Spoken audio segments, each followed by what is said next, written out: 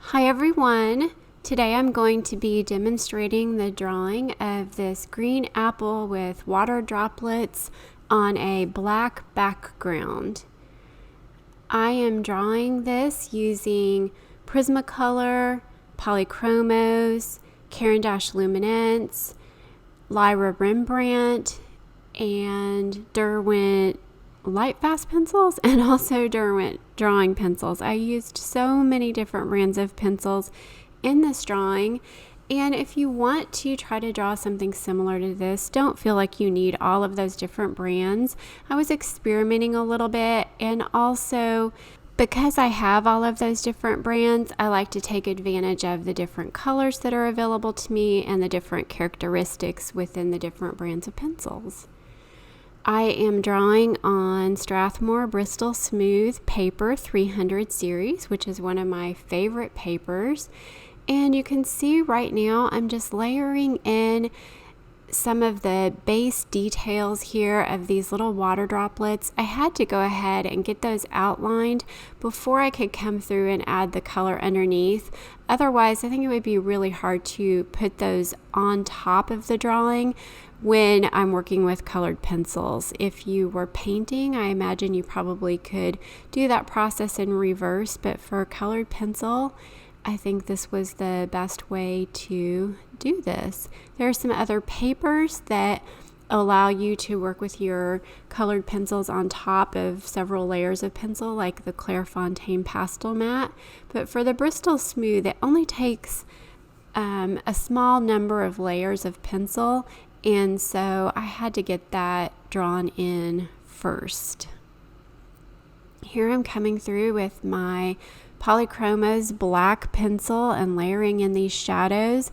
The shadows in this drawing were very, there was a lot of contrast. I played up that shadow, and I wanted to really focus on the look of that apple appearing out of the darkness, which is very similar to the way it looks on the reference image. And I did get this reference image from Pixabay, so if you're interested in drawing this, you can go over to Pixabay and you should be able to find the reference for this there. I also have a series of 2 full-length tutorials over on my Patreon page, so if you're interested in learning how to draw this, you can go over there and watch a little bit more of an in-depth video to see exactly how I did it. And there you can see me just working that pencil around those little circles. They're little circles right now. They're going to turn into water droplets, hopefully.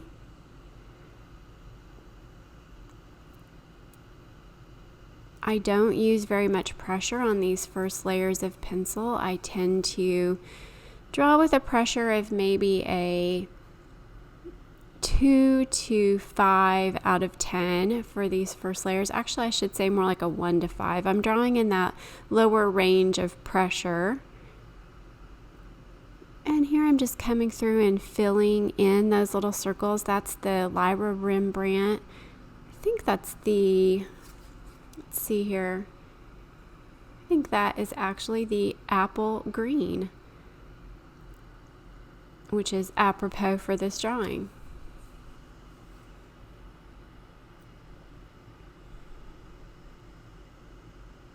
There I'm using a black flashlight, a black light flashlight, to help me as I'm putting in that highlight using the white pencil. Helps me be able to see where I have put the white pencil.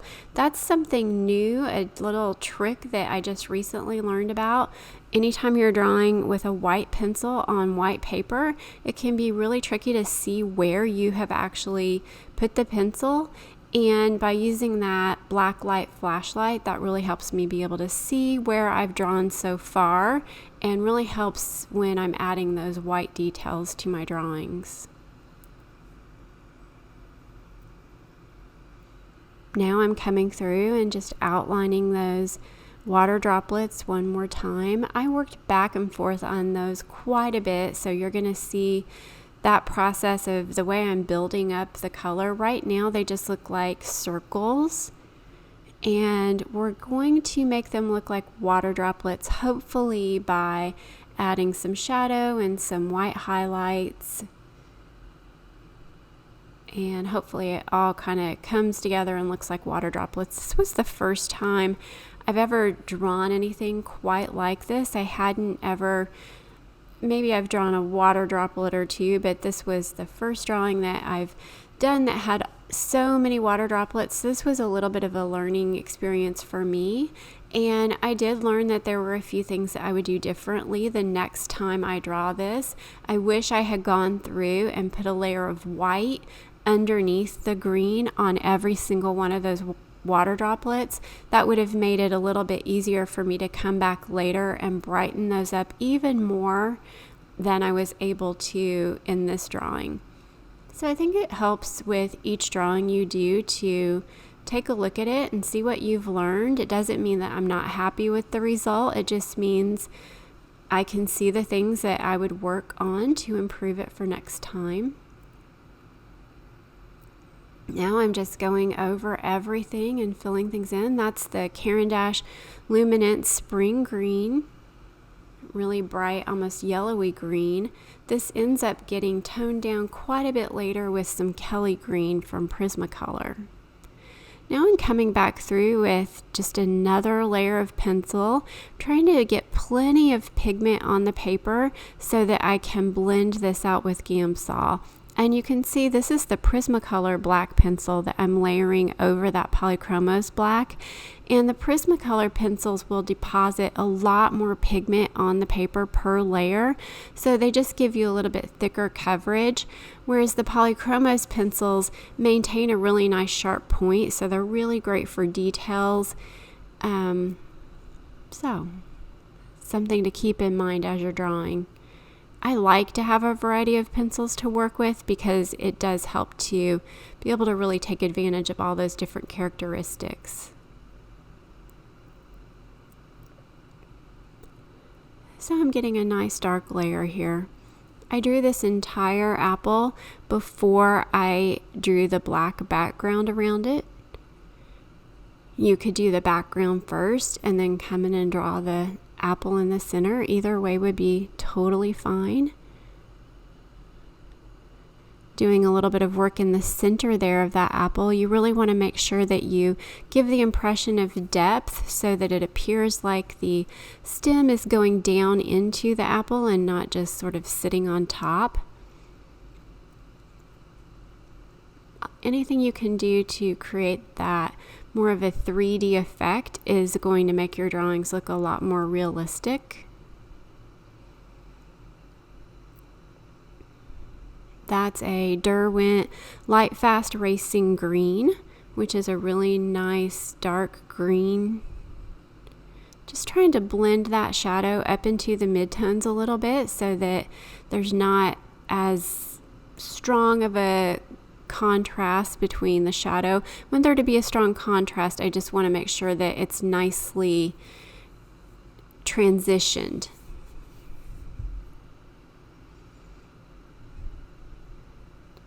There's a Prismacolor olive green.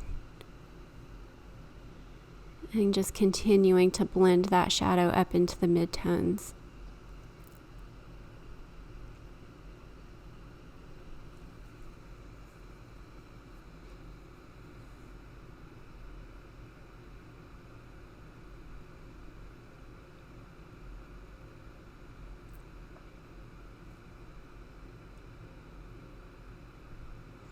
This is the Prismacolor Kelly green, and I ended up coming over everything and putting a layer of the Kelly green down just because I wanted to tone down the brightness on my apple a little bit. I wanted it to be a little bit cooler, not quite so fluorescent-y yellow.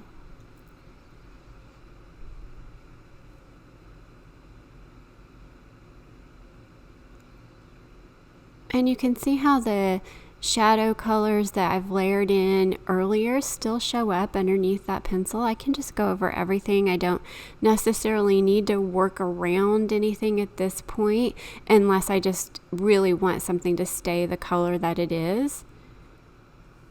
That's the reason I like to put my shadows in first, okay, because I can just easily, quickly come over them with the mid-tone colors.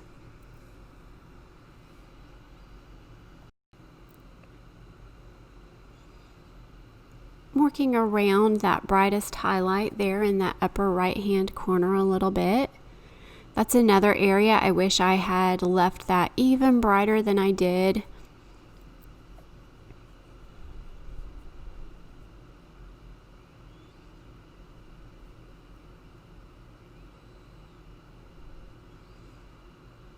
Just working on this and getting enough pigment down, getting it to the point that I can come through and blend it out.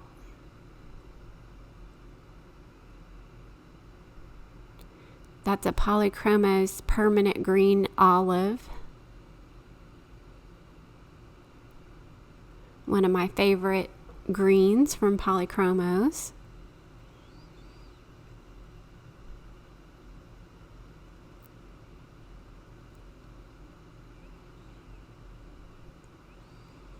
Here I am blending all of the pencil using Gamsol Odorless Mineral Spirits, which is a solvent. Basically what the Gamsol does is dissolves the pigment of the pencil and turns it into a little bit more of a paint-like substance. You can see where I'm dragging that down onto the tape there a little bit, and makes it look a little bit more like a painting than a drawing. It gets rid of any of the sketchy lines, any of the graininess to the drawing. This is never my last layer. I'm always going to come back over this with more pencil. Here I'm just pulling up some of the color on those white spots using the Gamsol. So I just have quite a bit of Gamsol on the brush, and I'm just dabbing over the spots just to pull up some of the color. And now I'm doing the same thing, only with the electric eraser, just dotting that around. Just trying to brighten up those water droplets a little bit so that they will slowly start to look a little bit more like water droplets.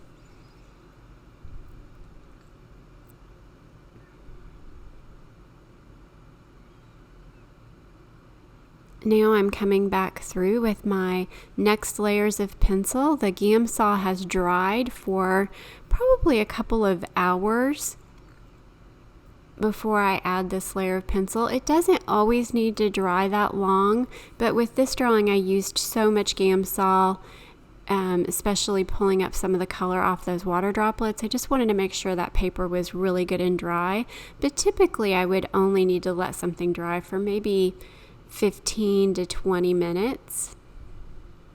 It just depends on the kind of paper you're using, how much Gamsol you're using, how much pigment was on the paper. So there are just some variables involved there. You just want to make sure that the paper's good and dry, or at least I do. I have seen artists who come back over their drawing while the Gamsol is still wet on the paper, or their solvent. But I've never actually used that technique before, so I can't talk much about it. One of my biggest goals for myself is to try to stay in my lane when it comes to these videos, meaning I'm not going to try to tell you something that is out of my lane. I can tell you how I do what I do, and beyond that, I really can't speak to it much.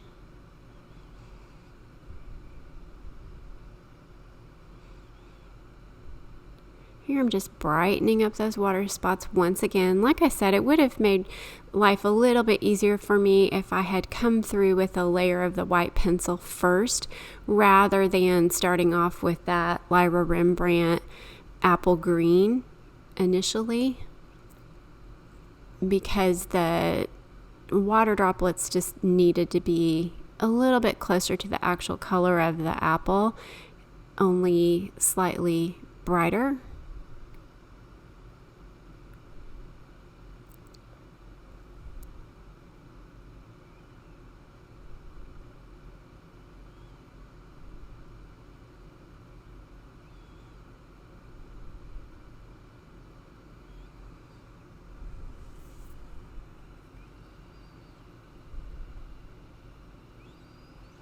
You can see when I have these smaller pencils, I like to put them in pencil extenders.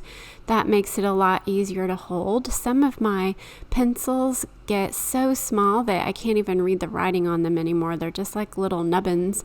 But if I put those in the pencil extenders, sometimes that will extend the life of my pencil for months even, depending on how often I use it. So those are a really good investment if your pencils are starting to wear down and you want them to last a little bit longer. I have several different types that I like. The Derwent pencil extenders will fit some of the larger barreled pencils like the Caran Luminance, and then I have those little aluminum pencil extenders that are great for the Prismacolor pencils especially. Just really trying to pull this all together now.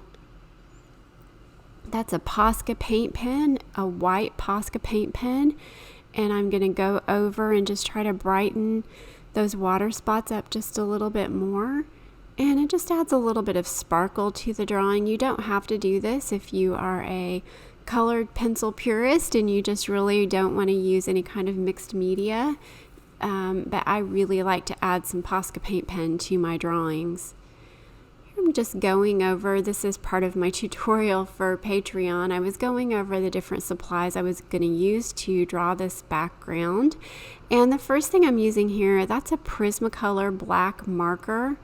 And I'm just filling in the entire surface of the drawing with that marker. And the reason I did this is because with this amount of coverage that I need, it would just take a lot of layers of pencil. And so adding a base like this to just cover up any of the white of the paper just speeds that process along a little bit. You could certainly do this with just the colored pencils, but it just helps to add that layer of marker, makes things go a little bit faster. And now I'm coming through with my black Derwent drawing pencil, and this is one of the thickest, most opaque pencils that I have, especially the black, and you can see just how dark and opaque that background gets with that pencil. So it's just a really good combination. If you want to have the perfect solid black background, I would recommend a combination of black marker with dark pencils on top, and then you can put as many layers of that pencil on as you need to. I really just needed this one layer of pencil, and then I did go ahead and blend that out with Gamsol. I have a really small amount of solvent on that brush because I don't want to drag the color around. In fact, I was kind of just dabbing the brush around just to dissolve the pigment, and it just really helps to darken it up. You should be able to see me come through.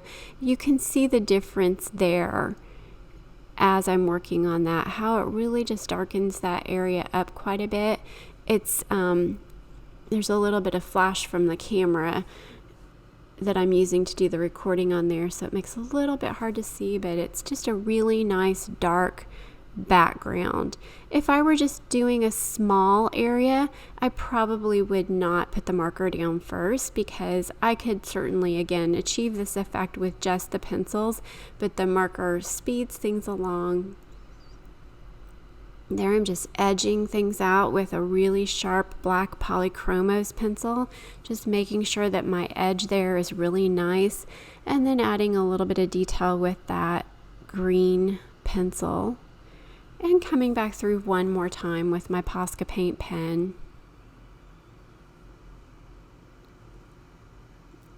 And taking off the tape. And that's it. That's my final drawing, green apple with water droplets. If you would like to watch the full 2-part tutorial for this drawing, head on over to patreon.com/JenniferMorrisonArt, and there you'll also find over 100 other drawing tutorials. I draw botanicals using colored pencil. I have specific videos for beginners and all kinds of tip videos and tutorials. That is $7 a month over on Patreon for all of that. And I will be back here on YouTube with another video next week. Bye, guys.